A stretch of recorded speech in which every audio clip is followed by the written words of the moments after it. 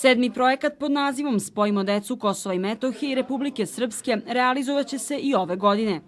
Gradovi Banja Luka, Novi Grad, Višegrad, Gradiška, Han Pjesak, Derventa, Prijedor, Šamac, Istočno Sarajevo, Trebinje, Brod, Pale, Doboj i Bijeljina ugostiće 800 dece iz socijalno ugroženih porodica, uzrasta od 10 do 15 godina.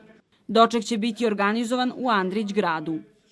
Andrić grad je jedna od najznačajnijih destinacija turističkih Republike Srpske. Opština Višegrad je sa oduševljenjem prihvatila da bude pokrovitelj dolaska i pokrovitelj te organizacije centralnog dočeka, kao i što će prihvatiti po prvi put 50 djece. Radi se o 16 autobusa, svi autobusi će imati po 50 djece, osim što jedan Han Pjesak je tačno već napravio i budžet i sve napravio i koliko može da primi djece. To je jedna mala opština sa velikim srcem i koja prvi put učestvuje. Proteklih godina u Republici Srpskoj boravilo je oko 2500 dece i 200 prosvetnih radnika. Učenici će ove godine biti smešteni u 15 gradova i opština. Proteklih godina boravila su deca iz višečlanih porodica, kao i odlični učenici. Opština Zvečan je bila gost grada Trebinja. Prošle godine u tom projektu učestvovalo je 50 dece iz naše opštine. Ono što smo doživjeli i mi i naša deca zaista je nešto predivno. To se ne može opisati, mora se doživjeti.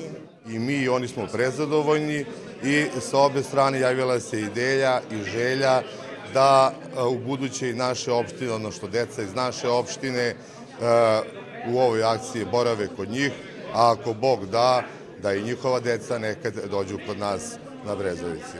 Naši učenici prošle godine bili gosti u Republici Srpskoj, tačno u gradu Prijedoru. Poneli smo samo lepe utiske.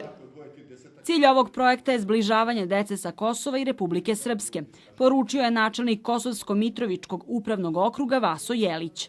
Njihovo gostoprimstvo je nemerivo. Svake godine deca su puno divnih utisaka. Steknu se prijateljstva, povežu se roditelji, negdje se stvori neko humusu i tako. To je ono pravo zašto ovaj projekat postoji. Predsjednik Odbora za pomoć Srbima na Kosovu i Metohiji Milorad Arlov godinama unazad organizuje posete učenika sa Kosova, vršnjacima iz Republike Srpske. Arlov je zatražio od predstavnika škola da do februara dostave sve potrebne informacije o deci koja putuju, kako bi dokumentacija na vreme bila spremna. Znači, Savjet ministara mora da odobri ulazak 800 djece ili toliki broj koliko ih bude na spisku, sa pod posebnim uslovima, pod pratnjom, na isti granični prelaz moraju da uđu, na isti granični prelaz moraju da izađu i to je ta neka procedura koja treba da traje najmanje više od 2 mjeseca u Savjetu ministara u Sarajevu. Prevoz do Republike Srpske kao i boravak dece i nastavnog osoblja su besplatni. Kancelarija Vlade Srbije za Kosovo i Metohiju obezbedit će lanč pakete za svu decu koja krenu na put.